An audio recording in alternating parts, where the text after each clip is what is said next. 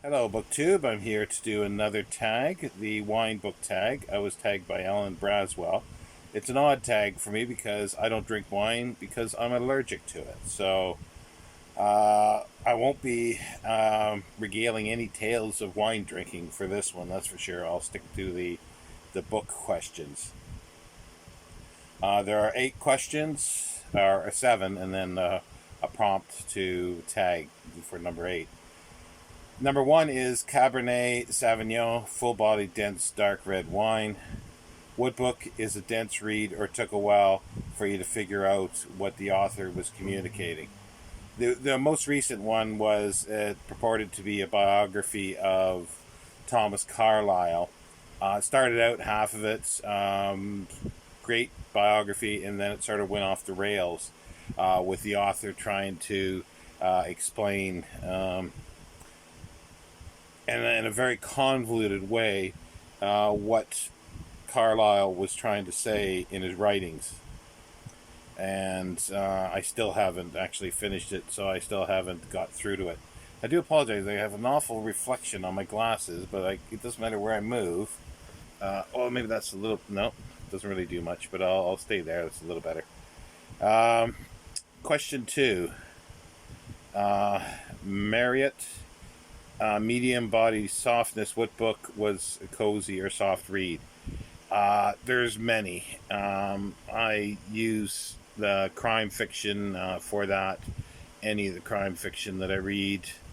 Um, the most recent was the Vinyl Detective that I read. One of the volumes, I think there's 4 in the series now, or possibly 5.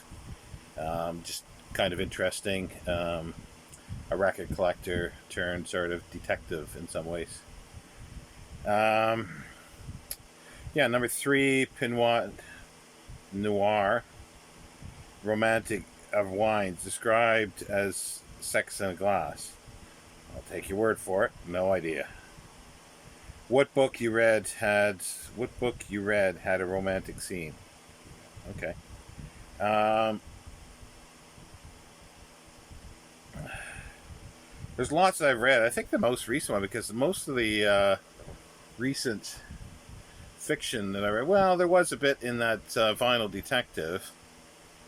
But the one that comes to mind is the Mysteries of Paris by Eugene Sue. It's a massive, like 1,300 pages. Was written in sort of the equivalent of the Penny Dreadfuls in France, and serialization in the 1840s, I think it was. But there's many sort of romantic, and I'll use quotation marks, romantic interludes throughout there, and it's sort of from all walks of society and all stages of depravity as well. So that, I guess, would work. Number 5, Chardonnay.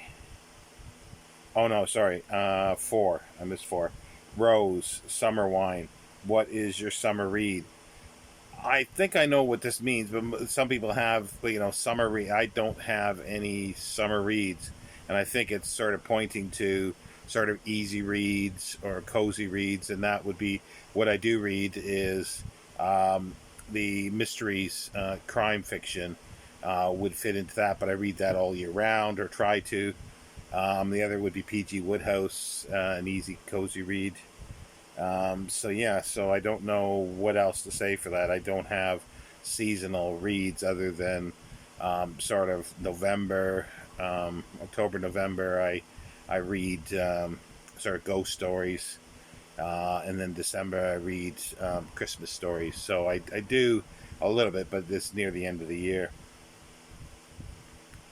Number 5, Chardonnay, medium light body white wine.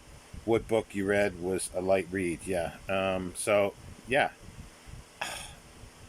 there's a lot of anything to the crime fiction. So um, I'm not sure like why it's different from that. What book was a cozy or soft read? Those are two of the exact same questions to me. But um, yeah, crime fiction. Savon Blanc, described as a wild white wine. What book you read depicted the outdoors or wilderness? There's nothing that I've read for. a long time, that has to do with sort of mostly outdoors ish. Other than some of the crime fictions that the crime is perpetrated outdoors. Like there was one of the Cotswolds murder mysteries that I read a while back. Um, I can't. Yeah, I can't think of anything off the top of my head that's recent that would fit that. Um, I used to read stuff like Lord Jim, which is outdoorsy type stuff. Jack London, but that I haven't read for a long, long time. So anything recent is a little difficult for that one. Number 7, port, dessert wine. No, no, I guess it means known for its richness. What book have you read that was rich from start to finish? Um, well, most of the nonfiction that I read, like I've been reading a lot of essays or books about books, and I find those rich with information from beginning to end. So yeah, there isn't any one specific one. So yeah, so I don't really. It's yeah, I'm rubbish at this tag, I think, because the questions are so wide. I'm finding it difficult to narrow them because I find a lot of stuff that was rich from start to finish. Like most of the nonfiction that I read, rich in knowledge and insight.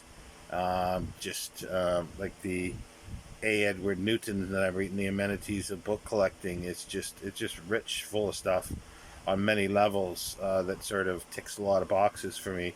He's talking about authors. He's talking about his collecting passion. He gets a little bit insight into his thought processes, his foibles, his his humor, sarcastic humor, and yeah, and learning many things along the way as well.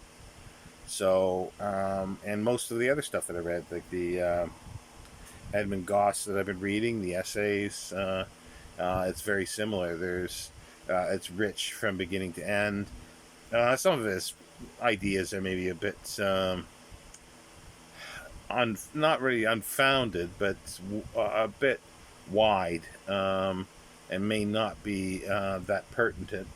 Pertinent, but they're interesting. It's interesting to see his thought processes on certain authors or publishers or whatnot, and same as Alan Bennett that I've been reading. So Arnold Bennett.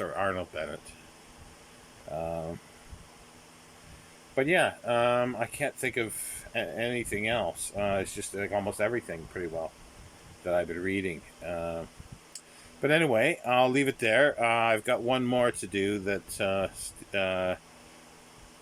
I'm not sure if Steve Donahue originally did it, but Jason at Byways in Bookland has tagged me. It's something to do, I think, with X Files. So I'll be doing that, but I'll probably do that tomorrow. But anyway, I'll leave it there, BookTube. And yeah, this was not one of my more successful tags, I don't think. Um, anyway, I'll talk to you later, BookTube. Thank you. Bye.